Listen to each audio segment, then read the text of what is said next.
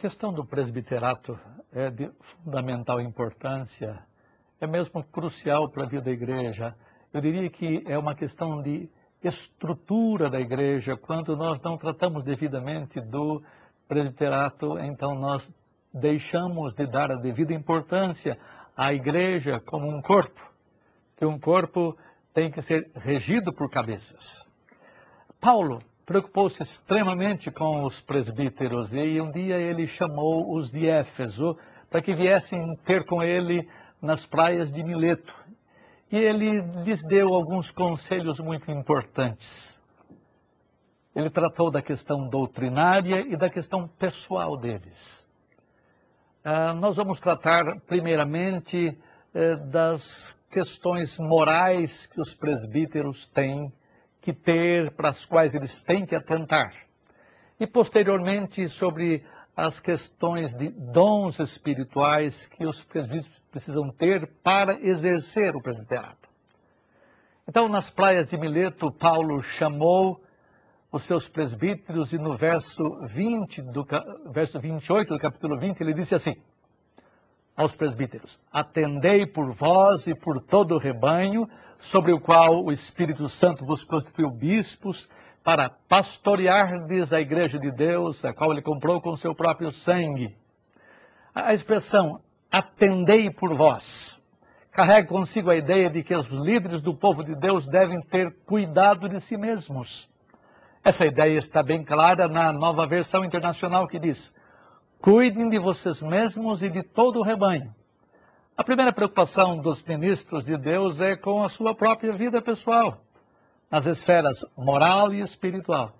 Deus sempre esteve preocupado com o padrão moral da liderança do seu povo.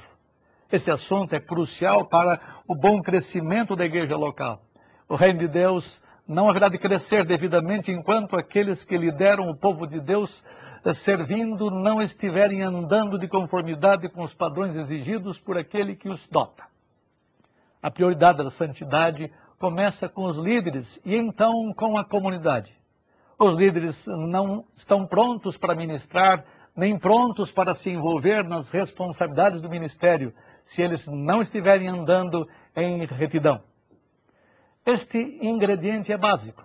A importância da santidade pessoal, frequentemente a Escritura adverte aos líderes do povo a andarem de modo limpo, preocupando-se especialmente com o padrão espiritual deles. Veja a exortação de Cristo aos discípulos sobre eles cuidarem de si mesmos. Lucas 21:34 diz: acautelai-vos por vós mesmos, para que nunca vos suceda que os vossos corações fiquem sobrecarregados com as consequências da orgia, da embriaguez e das preocupações deste mundo, e para que aquele dia não venha sobre vós repentinamente como um laço. A expressão usada por Jesus Cristo tem o mesmo tom que Paulo usou no nosso texto básico. É como se Jesus dissesse a seus discípulos: tenham cuidado com vocês mesmos. Veja o conselho que Paulo dá a Timóteo, em 1 Timóteo 4,16. Tem cuidado de ti mesmo, Timóteo, e da doutrina.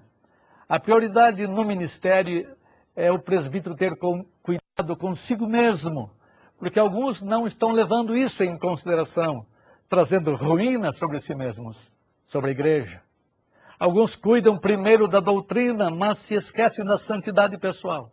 E quando isso acontece, há ruína sobre a família e sobre a igreja. Cuidem do caráter de vocês, primeiramente, e então cuidem do credo, isto é, do conteúdo do que se crê. Esta é a chave para se desenvolver um grande ministério presbiteral. Paulo, escrevendo a Timóteo 2, 21, 22, diz assim: assim, pois, se alguém se purificar desses erros, será utensílio para a honra, santificado e útil ao seu possuidor, estando preparado para toda boa obra.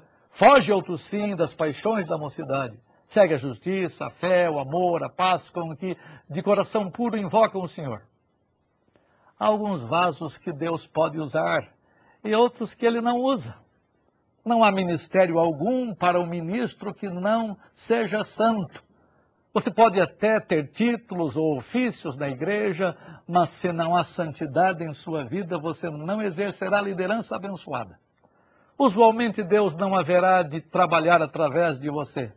Você deve ser um vaso de honra e santificado. Deus usa santos instrumentos. Seja um deles. 1 Coríntios 9, 25 a 27 diz assim: todo atleta que em tudo se domina, aqueles para alcançar uma coroa incorruptível, nós, porém, diz Paulo, para a incorruptível. E assim diz ele: corro também eu, não sem meta, assim luto não como desferindo golpes ao ar, mas esmurro o meu próprio corpo e o reduzo à escravidão, para que, tendo pregado a outros, não venha eu mesmo a ser desqualificado. Paulo sabia que se a santidade pessoal cessasse de existir em sua vida, a eficácia do seu ministério também cessaria. Eu sou útil no serviço de Deus somente quando vivo uma vida limpa, tendo a vida purificada pelo Espírito de Deus. Veja quantos homens estão sendo desqualificados para o exercício do ministério da palavra de Deus hoje em dia. Por algumas razões. Simplesmente porque não dominam as suas paixões e também porque não lutam segundo as normas. Eles se esquecem de aplicar as leis de Deus às suas vidas. Eles se preocupam somente com os outros, mas consigo mesmos. Eles acabam se tornando vasos inúteis, vasos que trazem desonra para o Senhor entre os homens. Quando o ministro não luta segundo as normas estabelecidas por Deus, ele não está visando alcançar a coroa incorruptível, apenas o prestígio dos homens, uma coroa que logo se corrompe. Quando não primamos pela vida de retidão, logo perdemos a fama e destruímos o nosso ministério. Conte quantos já têm sido desqualificados. A limpeza de caráter, a retidão de vida e o conteúdo básico para a liderança cristã.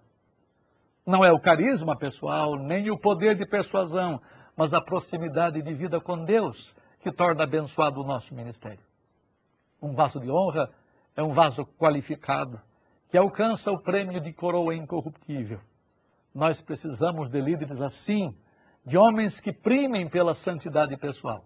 Essa santidade pessoal tem vários aspectos. Vamos trabalhar agora com a irrepreensibilidade na santidade pessoal. E o texto é o texto de Timóteo, 1 Timóteo, capítulo 3. Esta é a primeira palavra que Paulo fala. A irrepreensibilidade na humildade. A irrepreensibilidade na santidade de família. A irrepreensibilidade no relacionamento.